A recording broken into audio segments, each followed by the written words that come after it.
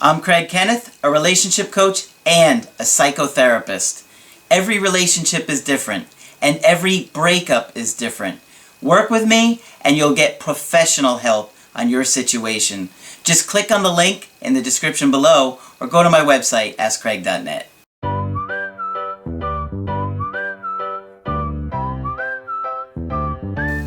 Hi there, I'm Coach Kenneth, and in this video, I'm going to be talking to you about He Did Nothing But Love Me.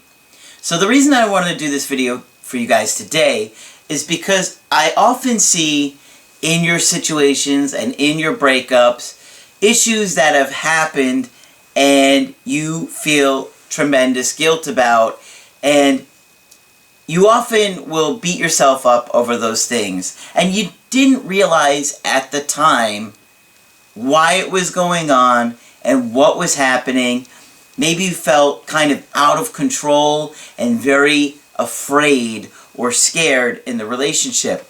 And sometimes you've been having so many issues with attachment for, in many of your cases, most or all of your life. So it's a pattern that you're unaware of, you're unconscious of, you're constantly doing it over and over again, not aware of what's going on.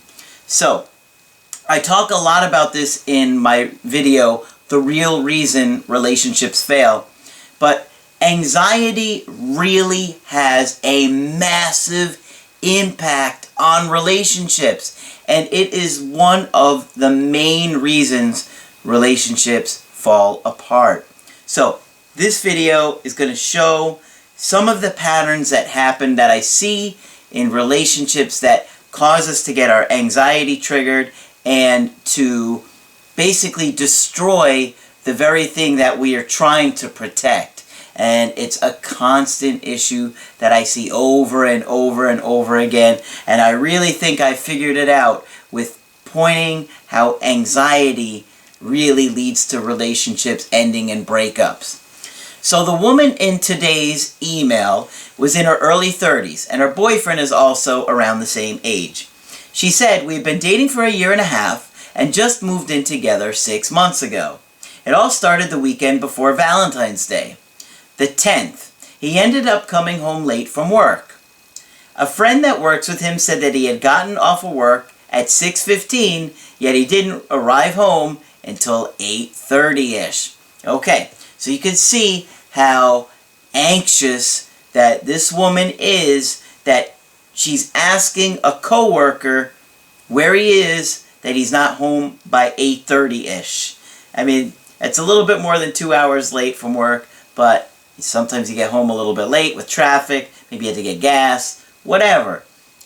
But the point is, she's so terrified of abandonment that she's got her friends telling her, where he is, what he's doing at work. She said she was on the phone with him for about an hour talking strictly about work, which I believe. She may believe it, but logically, she's so afraid it's going to trigger her anxiety of abandonment, which is going to cause her to lose emotional self-control, and watch what happens. I'm not threatened by her by any means.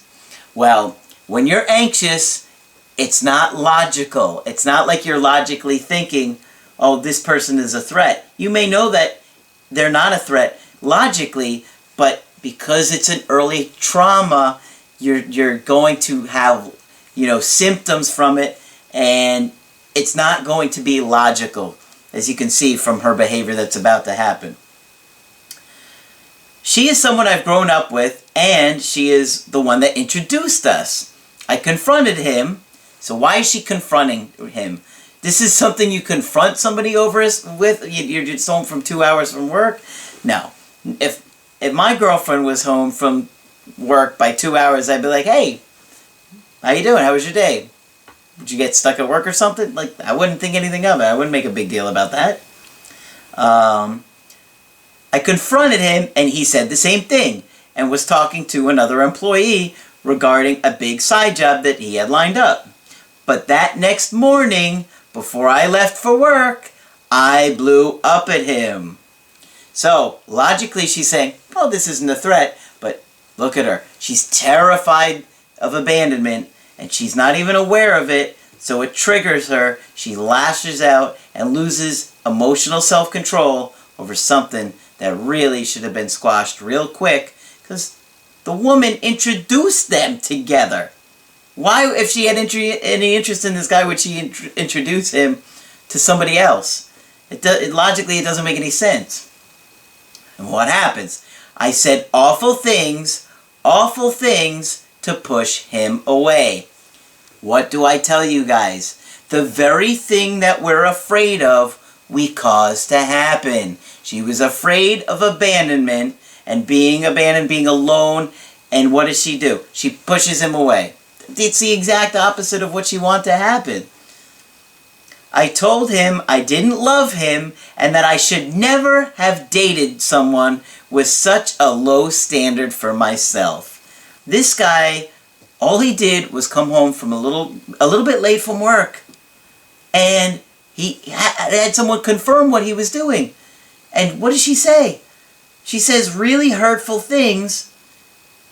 I mean, come on. I don't love you, and I should have never dated someone with such a low standard for myself. That is rude. That is really rude, and it's really unexcusable to treat your partner in such a poor way because you lose emotional self-control. Not okay. It is not okay to mistreat your partner just because you feel like you can. It doesn't give you the right.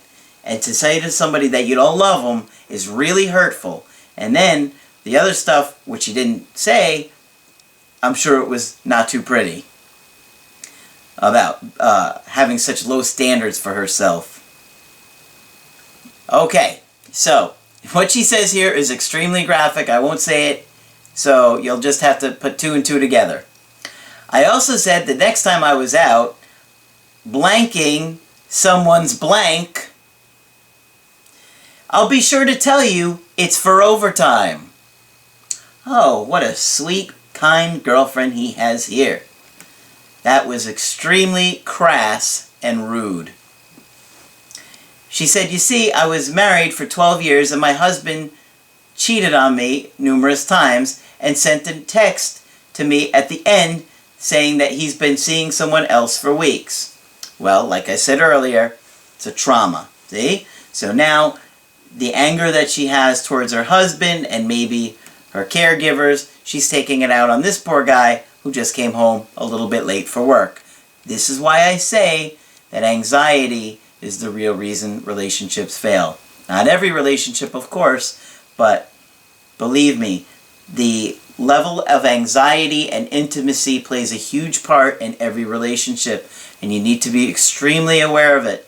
And that's one of the things that I'll talk to you guys about in our Skypes when we're talking about your relationships and your patterns and stuff like that.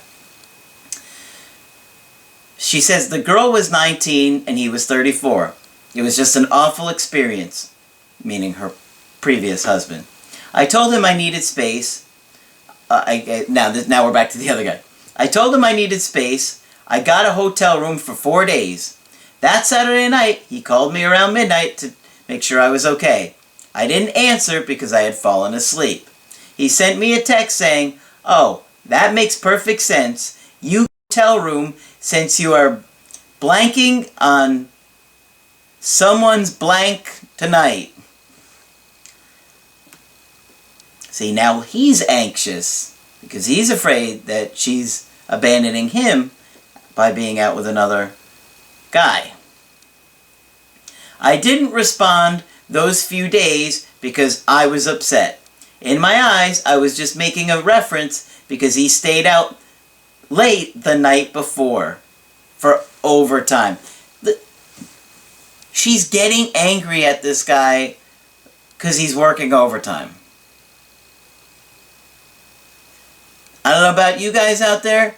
I wouldn't tolerate this. I would not tolerate anybody talking to me or treating me like this, and neither should you, and neither should you treat somebody like this, because relationships are supposed to be caring, loving, supporting, empathetic, bonds that we're helping each other and we're there for each other. And this is just destructive and it's just out of control. Okay. Well, Valentine's Day rolls around and I still haven't heard anything else from him. I was thinking about him the whole time. That Wednesday, I went and left him a present with a card. I didn't stay because I wasn't sure how he would react. He sent me a text that night asking me where the gift came from and told me to take it back.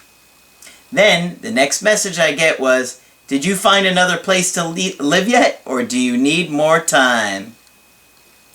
Look at how quickly this relationship unraveled. And if you were a lot more aware of anxiety and relationships, you would be a lot more conscious of correcting these things. This is why I'm always telling you guys, you have to talk about it.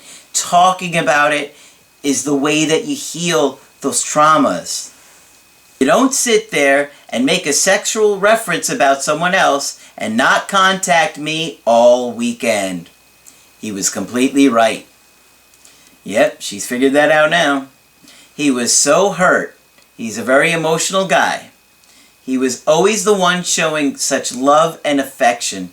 So now I've been staying with the girl that introduced us, my friend since then. The couple of days following, I sent him text messages saying how sorry I was and I didn't realize how much I was pushing him away. That weekend, I went to our apartment around 6 a.m. and told him how much I loved him and how sorry I was for hurting him so bad. You went to his apartment at 6 a.m. Man, that doesn't tell me you loved him. You wake me up at 6 a.m., you don't love me. You let me sleep. A lot of that has to do with her anxiety. That's why she went there at 6 o'clock in the morning.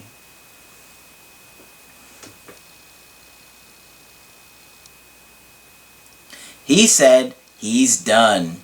He loved me, but he can't mentally or emotionally take it anymore. He was tired of the name calling and the "you don't love me" from me. Well, I can't say that I blame him, because if you're with a partner that is constantly losing emotional self-control because they're feeling upset and they're not considering your feelings, it's just not going to work. Monday the 20th, I went to our apartment and cleaned and did all the laundry and made him a home-cooked meal. I found a card that he had gotten me for Valentine's Day that was ripped up. He was mad. He said that he wished he would have met me sooner in life. When he got home, he sent me a picture of the lasagna in the trash can and a picture that we had together broken and all my stuff off the shelving. Oh, he's furious. I could see why, because, you know, you threatened to go out with and hook up and do things with another man, then you disappeared all weekend, you didn't even reply to his text messages. The longer it went on, the more angry he got. I didn't send him a reply back. That Friday, the 24th, my father's 14th year death anniversary. That's an anniversary you don't really want to celebrate, huh? My brother passed away in a drinking and driving accident 8 months prior, just to give you some background info. I reached out to him saying, "Thinking of you." He replied, "I don't care." Oh, this guy is furious. On the 25th, my best friend, who he gets along with really well, reached out to him. He said he's done with the name calling and "I don't love yous." He wants to be alone, and that's it. He's focusing on work and nothing else. It crushed me. I didn't reach out to him for the next week. On March 4th, he ended up doing a side job next door to my mom. That Monday on the 6th, he sent me a message saying, "Hey there." I didn't respond, and 5 minutes later, he sent a text message saying that I needed to come feed the cat the following afternoon because he was going to be away all day. He was going to be at a funeral out of town, but coming home late that night. I responded the next day, "Okay," and that's it. That Thursday, March 9th, my friend and him had a meeting together at work, and then went out with like 10 other co-workers after. At the beginning of the meeting, my friend said that to him that she had something to give him. And he kept asking me, who is it from? So he knew. She said, who do you think? Well, they ended up leaving the meeting at different times. He called her 20 minutes later and asked her where she was so he could get the letter. He met her there and got the letter. She said he opened it and at least read the front and back page and started crying and walked away. She heard him crumble the letter and put it in his pocket. She said that he kept saying, "She really hurt me." The next day, March 10th, he sent me a letter that read, "I didn't read the letter." I replied, "I really wish you would have." He asked me when I got off. I told him I was already off, and he said he would meet me to say what was in the letter or see what I had to say. So we met up at 6:30 that night. It was a great conversation. We both laughed and cried. I apologized how I acted a couple weeks prior and that I'm sorry for how I was in the relationship. We talked for about an hour. I expressed that I needed him in my life and what a beautiful person he was. I felt like he needed more of that. He was always the one professing his love to me. I also told him that I had been seeing a therapist for the past couple of weeks. Good for you. You're starting to realize that there's a problem and you're doing something about it. That is acting like an adult. Good job. This has really opened my eyes to so much, and it made me realize how I need to change. Not only for him, but myself as well. I am also seeing a psychiatrist this week. He wished me the best of luck with that. He said the best advice that he could give was to focus on myself. I asked him what was going to happen with us, and he said he wasn't sure. His mind was hazy, and he had a lot of emotions running through his head. He gave me a big hug in the end and asked me when the next time I would talk to him would be. He said when he was ready. It's been a week now and I still haven't heard from him. I'm getting nervous because so much time has passed. I am still staying with my friend now and it's been a month. All my furniture and clothes are there. I just don't feel like it's over. We were so close and he loved me so much. Am I giving him too much space? No, you're not giving him too much space. He said he would contact you when he's ready, and you need to listen to that. How long do I do for this? The previous couple of weeks we were arguing a lot. I always was picking fights or very controlling and needy. You have to do it until he reaches out. That's how long. He will reach out when he's ready. He told you that. And you've got to give him the space until he wants to talk with you. Anything before that, it's just going to upset him. I told him February is a really tough month for me. It always has been. It's my dad's anniversary and birthday month. He did nothing but love me so much. He opened up car doors, held my hand, supported me financially, bought me flowers all the time, and made me feel like the most beautiful girl in the world. I hate myself so much for pushing him away. Everyone told me how I was acting was wrong. He had such a strong connection and talked about having a family and getting married. He said he was never this comfortable with a girl. Please help me. I am so devastated. Well,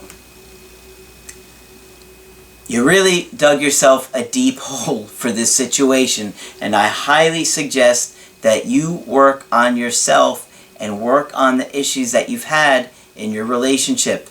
Obviously, if we talk in a Skype, you'll be able to give me a lot more in depth of the problems in the relationship, what it was like with him. We could look out a lot of different factors, and I can give you a plan. We can come up with some things to work on.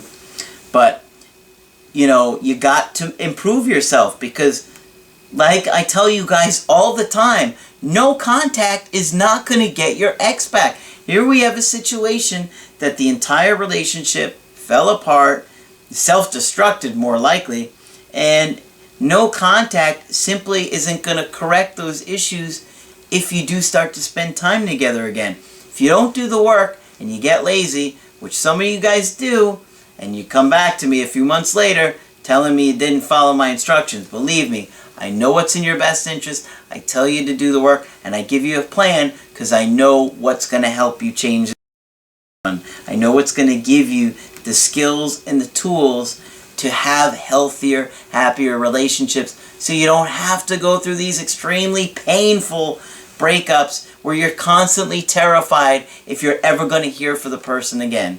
If you learn the skills to form a better bond with your partner, you will improve the chances of your relationship being successful and happy tremendously. But it does take work and it does take time, especially for those of you guys who grew up in a home where you didn't have your parents that were together, or you had a mom that worked all the time, or parents that worked all the time, or a bunch of siblings so you didn't get attention, or maybe your mom and your dad have anxiety or depression or alcoholism. When you grow up in that kind of environment, it's a lot harder to learn the skills that you need to have a healthy relationship. And that is one of the big things that I will help you work on and teach you guys. So, get my help personally. Go to my website, AskCraig.net, sign up for the coaching option that works best for you. I do email coachings, I do Skype coachings, where we could talk together one-on-one for an hour, and I also do emergency Skype coachings if you have something come up and you need to get with me within 24 hours. So, if you like the video, put a like on there, and if you haven't yet, subscribe to the channel because I do post videos Monday through Friday. That's it for this video. I'm Coach Craig Kenneth, and I will talk with you soon.